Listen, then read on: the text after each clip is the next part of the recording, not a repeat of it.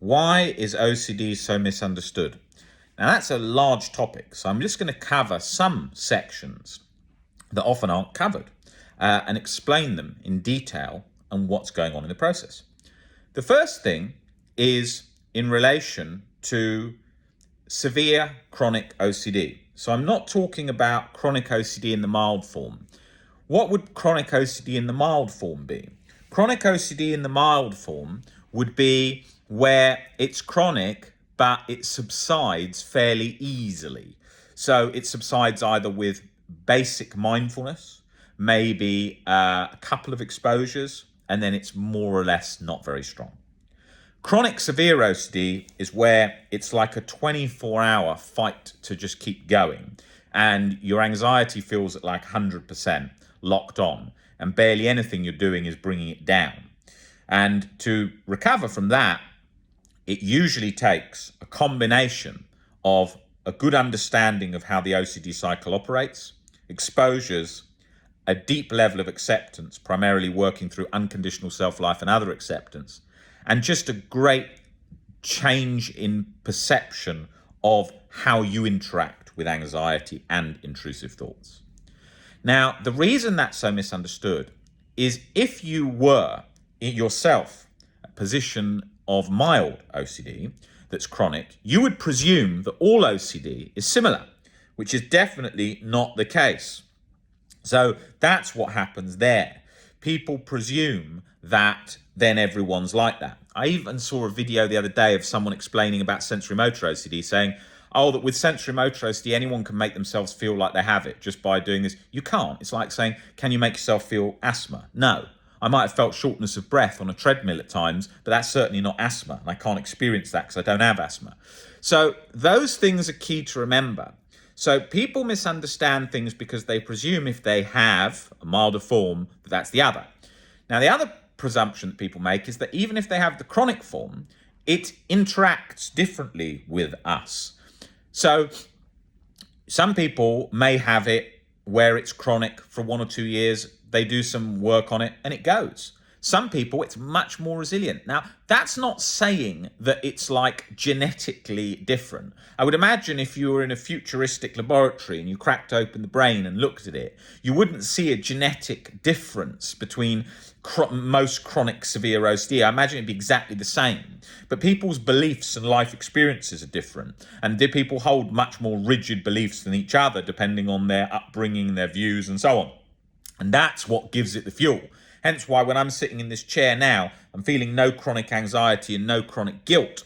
And so my mind's completely at peace. So I still have OCD, the same as somebody who's an alcoholic, who's in sobriety, is alcoholic. But I don't experience anything in terms of OCD suffering. But when I had strong, rigid beliefs relating to certain areas and certain things, I very much then did have this cycle going on in my head and felt like the strongest thing, like general worry on steroids. So I think that's really important to remember. So that's where the first major misunderstanding comes from there. And that's where the presumptions that have gone on for let's talk about modern times of OCD, the last decades, where people presume that if you just learn to see things as thoughts are thoughts, thoughts are meaningless thoughts, then you'll just get better. With mild OCD, yes, correct. With some chronic severe OCD situations, subsides to some degree. But I've never seen cases where somebody has recovered fully, where it's like really robust recovery, as we often say on this channel, with that sort of approach. Definitely not. They're people that tend to have regular setbacks a lot. They tend to get stuck in lots of different areas. That's happening a lot because what happens is the tools they have subside certain things, but then if a real life event comes on that's particularly triggering and difficult, they haven't got the tools to get under that. And you see it time and time again. We get emails every day from people coming in to get better from OCD. Usual emails start, I've been working with ...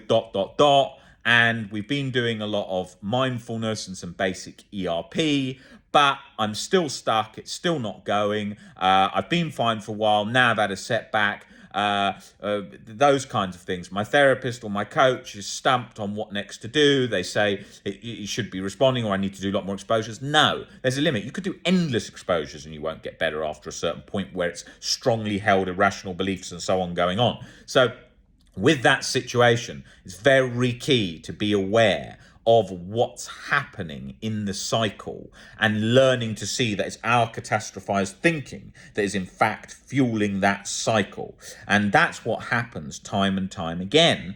People get stuck. Then they think, why is this not working? Then they feel hopeless. And this all comes down to the misunderstanding of what's involved in the recovery process and why we pride ourselves on the results that we get, because we are very thorough in relation to all OCD situations.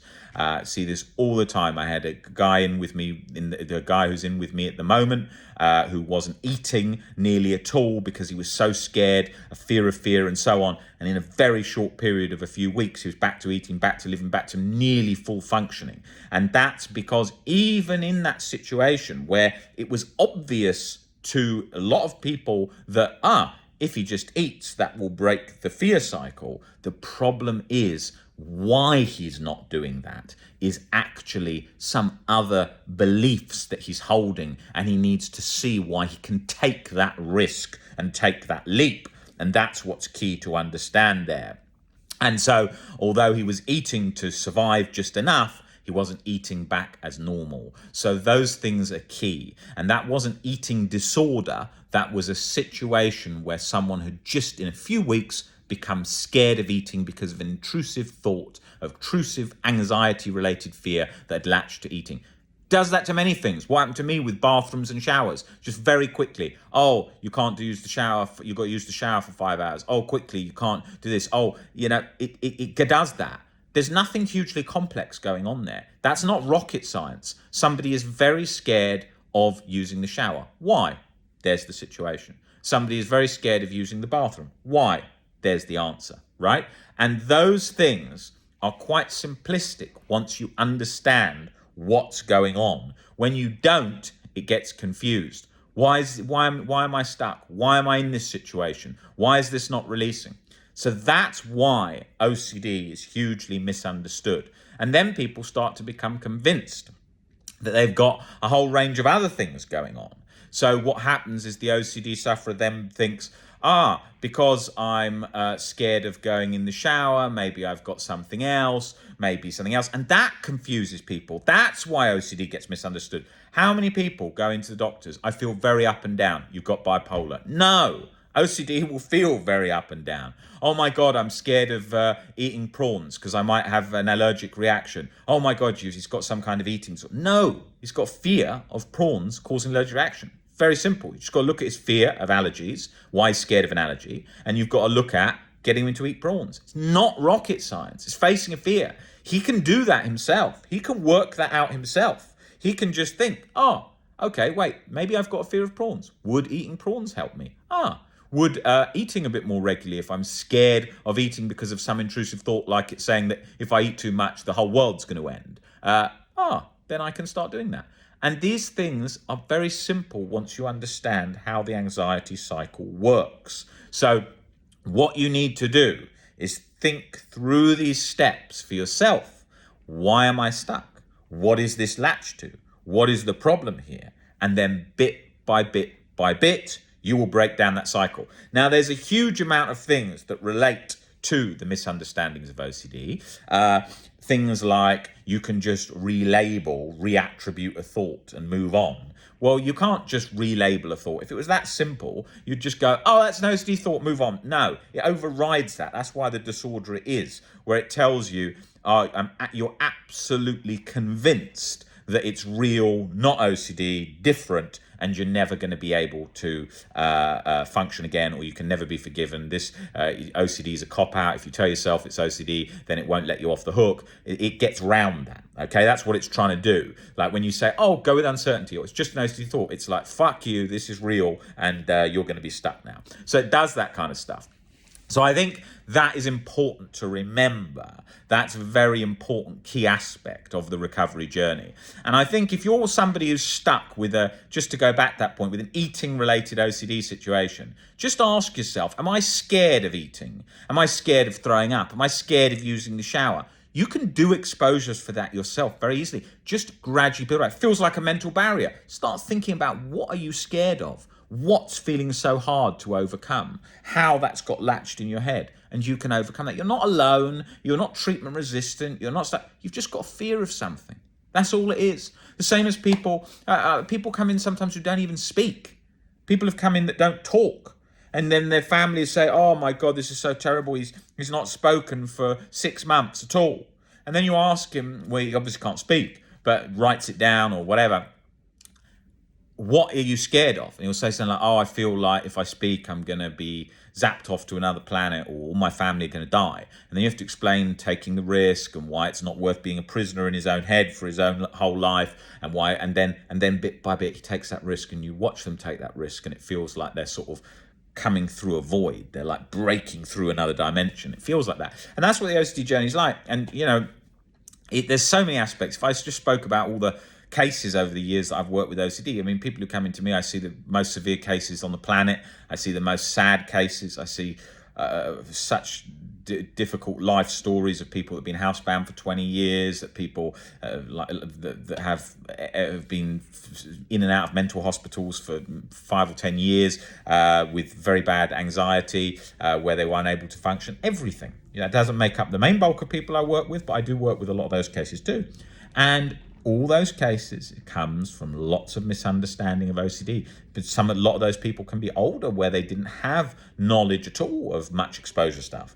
So all these things, when you actually break down OCD in general and look at what's going on, you will never see a case where a human is stuck with OCD, where they can't see, to some extent, what is needed to do. They do, after a while, know that. Like, oh, I've got to face a fear. Oh, I've got to change my perspective on that. They start to see that. They have some awareness. Even, it's like, what happens is, when people I tell you where a lot of OCD therapists and a lot of OCD coaches, most, get stumped.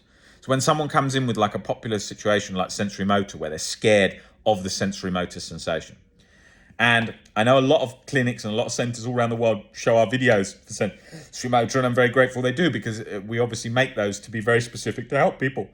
And what happens is this: when people are stuck on a sensation, the sensation's in the head, so they feel like they can't get rid of the sensation. But what's happening is their interpretation of that sensation. That's the fear. That's what's causing the problem. So it's about learning to help them change that, as well as learning to get them to feel that, as Nick talks about extensively in his videos on sensory motor. But what happens there is that the person doesn't understand why they're being sort of tortured by that sensation over and over. They don't realize that. A girl said in a post on if you click on the section here on YouTube, I think it is the top, where it talks about where we post all the normal posts. I forget what that section's called, but you can just see the posts. And on that section, a girl posted her journey on one of the videos about a week ago, saying that when she had sensory motor OCD, she didn't want to have any eyes anymore because it felt so intrusive, the eye sensation. But all that was happening there was the fear of being stuck forever and the fear of the eye sensation. And so once she got used to that sensation, and once she saw that it wasn't scary and that people had recovered and so on, and there was hope, it then came along. But when you're dealing with somebody who's helping you, who's got no idea of that, and they're like, okay, just keep exposing to the sensation, it will go. They're like holding a timer thinking, when's this going to fucking go? And that's the problem. Same as all these situations when someone's using a bathroom 7 hours a day. They sometimes feel so lost and stuck in it, they can't see that they're ever going to get out of that situation. And it's got nothing to do with intelligence. It's got nothing to do with that. I mean, very intelligent people, if you look at the likes of Howard Hughes, who was a billionaire aviation pioneer, and he was completely stuck and housebound by that and pretty much died from that in the end, although he had a lot of pain conditions. I think he died in a ditch or something with loads of pain meds and just general ill health, all relating to his sort of reclusiveness from OCD. And when you look at all those situations, it was just avoidance, not understanding what the cycle was like. If I could go back in time and talk to Howard Hughes, I'm very confident, not saying this from some position of some position of sort of blowing my own trumpet, but I'm saying that I'd be pretty confident that if I could work for a month with Howard Hughes, it would definitely change his life. But he just didn't have that level of knowledge at the time. It just didn't exist. You're talking like 1930s, 1920s, didn't exist. So I think what you've got to really think about is how grateful you are today to have this knowledge and to be learning these things, and then putting them in action bit by bit, and just realizing that what's misunderstood about so much about OCD isn't rocket science. It's just misunderstood because it's very subtle and it's very easy to miss, where you can easily go down the wrong lane, like I just said about mild OCD. Most social media posts where people are talking about OCD is talking about mild OCD. Most social media posts are very basic, wishy-washy stuff about leave thoughts there, picture them like a cloud, like they've come up with some new invention for OCD. That's the most basic knowledge out. It's been in anxiety books for decades, and if it was that simple, none of us would be stuck, and this account wouldn't have 1,100 videos because I could just write that in a couple of posts with some illustrations of clouds, and it ain't that easy. It's certainly not. When I was suffering all that time, don't think I didn't try that a lot of times, and lots of mindfulness and lots of yoga, and although it helped take the edge off sometimes, OCD cut through like a hot knife through butter, straight into the core, turning up that internal vice, anxiety grip. And I remember that sitting in yoga classes, and just thinking, fucking hell, this ain't going to release. And all these people in here, look, the class would finish and they'd say sort of like, at the end of this, everyone feeling good, feeling relaxed? And I'd be like, I feel fucking worse than I did when I came in. Right? And that's how it felt. And I like to be real and talk about the journey exactly as it is. We all know that journey. Every nightclub you go to, oh my God, if everyone knew what I'd done. Every date you go on, oh my God, why is she going out with me? She's going to have someone who's going to be wrecked with anxiety his whole life. All these things you think when you're in the midst of the struggle. So that's why we make these videos, to show that and to break down the reality of this disorder, which is, when you understand it, the heart of it is all a bloody bluff. But to see that and to sort of pinprick into that balloon, to break that down, you've got to go through the gears of the recovery process.